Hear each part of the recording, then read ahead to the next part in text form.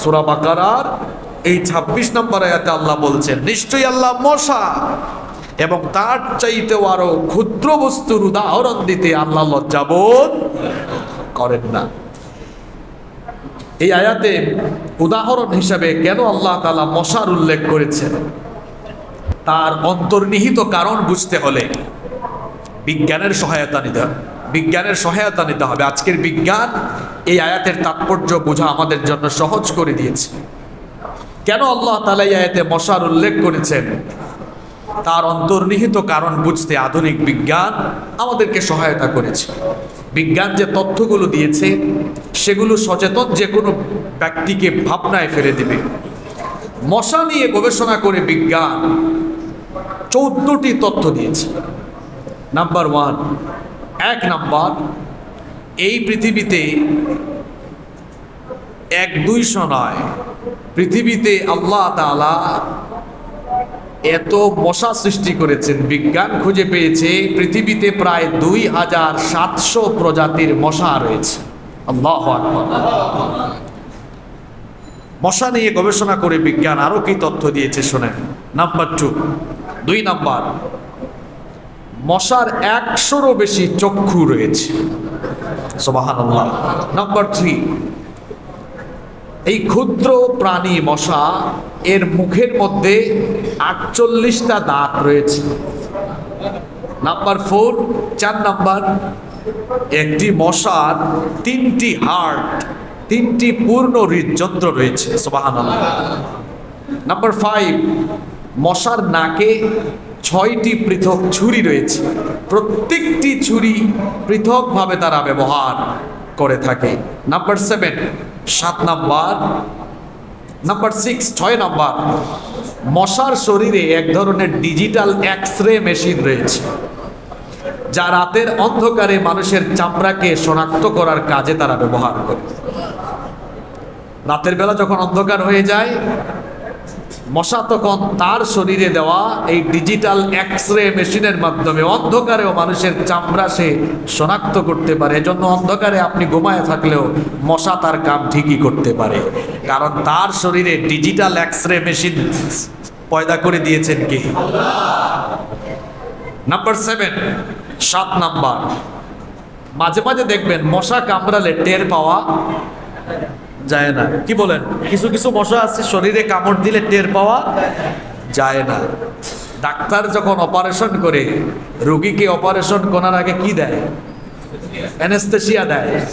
আল্লাহ তাআলা মশার শরীরে এক ধরনের অ্যানেস্থেসিয়া দিয়েছেন, এটা এক ধরনের ভ্যাকসিনের মতো। সে যখন মানুষের শরীরে হুল ফুটিয়ে রক্ত নেয়, ওই জায়গাটাকে সে অবশ করে ফেলে। এই জন্য কিছু কিছু মশা আছে এমন, সে ওই অ্যানেস্থেসিয়া বা ভ্যাকসিন প্রয়োগ করে যখন রক্ত চুষে নেয় তখন মানুষ টেরও পায় না। আল্লাহু আকবার। নাম্বার 8 নাম্বার, মশাকে রক্ত পরীক্ষার জন্য বিশেষ পরীক্ষাগার তাদেরকে আল্লাহ দিয়েছেন। এরা সব ধরনের রক্ত পছন্দ করে না, তাদের পছন্দের কিছু রক্তের গ্রুপও আছে। নাম্বার 9 নম্বর, মশা নিয়ে গবেষণা করে বিজ্ঞান আরেকটি আজব তথ্য দিয়েছে। প্রত্যেক সেকেন্ডে মশা তাদের পাখা 500 থেকে 600 বার নাড়ায়। সুবহানাল্লাহ পড়তে ইচ্ছা করলো না? প্রতি মিনিটে না প্রতি সেকেন্ডে? এই যে ঘড়ির কাঁটায় সেকেন্ড ওঠে, প্রতিটা সেকেন্ডে মশা 500 থেকে 600 বার তার পাখা নাড়ায়। সুবহানাল্লাহ। মশা কানের কাছে আসলে ভনভন ভনভন আওয়াজ হয় না? আওয়াজ হয় কিনা? তার পাখাকে সে নাড়াতে থাকে। নাম্বার 10 নম্বর, মশা স্বাভাবিক সময়ে যত বেশি মানুষকে কামড়ায়, পূর্ণিমার সময়ে তার চাইতে 500 গুণ বেশি কামড়ায়। নাম্বার 11 নম্বর, বিশ্বব্যাপী মানুষের মৃত্যুর জন্য সকল প্রাণীর মধ্য থেকে মশা সবচাইতে দামি। অন্যান্য প্রাণীর কামড়ে মানুষ এত বেশি মারা যায় না, মশার কামড়ে পৃথিবীতে মানুষ যত বেশি। কে বলেন ডেঙ্গু মশা, এডিস মশার কামড়ে মানুষ মারা যায় না? 12 নম্বর, মশা খুব ছোট্ট, খুব ক্ষুদ্র একটা প্রাণী, কিন্তু সে 18 ফিট দূর থেকে তার টার্গেট সে ঠিক করতে পারে। সুবহানাল্লাহ। নাম্বার 13, 13 নম্বর, পুরুষের চেয়ে নারী মশারা বেশি দিন বাঁচে। পুরুষের চাইতে নারী মশার হায়াত বেশি। নাম্বার 14, 14 এবং সর্বশেষ হচ্ছে, মশার মতো আরেকটি ক্ষুদ্র পতঙ্গ আছে যারা মশা থেকেই রক্ত সংগ্রহ করে। এই মশার কথা আল্লাহ সূরা বাকারার 26 নম্বর আয়াতে বলছেন। আল্লাহ তাআলা মশা কিংবা এর চাইতেও ক্ষুদ্র কোনো প্রাণী দিয়ে উপমা দিতে লজ্জাবোধ করেন, কারণ মশাও কার সৃষ্টি? এর মধ্যেও নিদর্শন আছে না নাই? মশা সৃষ্টির কারণে তো অনেক মানুষের জীবিকার ব্যবস্থাও হয়েছে। মশা আছে বলেই তো মশারি ফ্যাক্টরিওয়ালা আর মশারি বিক্রেতাদের আয় রোজগারের ব্যবস্থা হয়েছে। আর যারা কোয়েল বিক্রি করে, তারপর ওই যে মশা তাড়ানোর ব্যাট আছে না, স্প্রে আছে, অ্যারোসল আছে, আছে না? তাইলে মশা দিয়ে শুধু ক্ষতি হয় নাই, উপকারও হয়েছে। আল্লাহ তাআলা এই আয়াতে মশার উপমা কেন দিয়েছেন, এর একটা কারণ আছে। কারণটা হলো এই তাফসীর ইবনে কাসীরের ভেতরে আল্লামা ইমাম ইবনে কাসীর রাহিমাহুল্লাহ এই আয়াতের ব্যাখ্যা খুব চমৎকার করেছেন। তিনি বলছেন, মশা ততক্ষণ বাঁচে যতক্ষণ পেটে ক্ষুধা থাকে, যখন সে মোটা তাজা হয়ে যায় তখন সে মারা যায়। কথা বুঝেন নাই? মশার ক্ষুধা থাকে যতক্ষণ, বেঁচে থাকে ততক্ষণ। মোটা তাজা হলেই সে কি হয়? যারা অন্যায়ভাবে মানুষের মাল লুটপাট করে, এরাও মোটা তাজা হলে বেশি দিন বাঁচে না।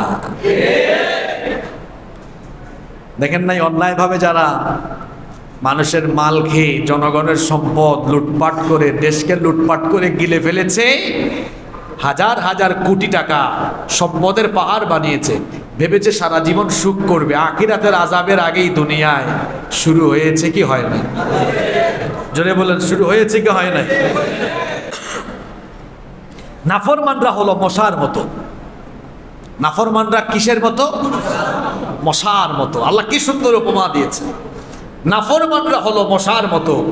মশা যখন মোটা তাজা হয়ে যায়, মোটা তাজা হলে যেমন তার মরার টাইম আসে, দুনিয়া ঘুরেরা নাফরমানরাও যখন মোটা তাজা হয়ে যায় তখন তাদের পতনের সময় এসে যায়। দেখেন নাই, 15 বছরে যারা মোটা তাজা হয়েছে, বেশি মোটা তাজা হওয়ার কারণে তাদের এই পতন বা মরণ কামড়ের সময়ও এসেছে। এজন্য আল্লাহ তাআলা কোরআনে কারীমের 6 নম্বর সূরা সূরাতুল আনআমের 44 নম্বর আয়াতে বলছেন, ফালাম্মা নাসু মা যুক্কিরু বিহি ফাতাহনা আলাইহিম আবওয়াবা কুল্লি শাই হাত্তা ইযা ফারিহু বিমা উতু আখাযনাহুম বাগতাতান ফাইযা হুম মুবলিসুন।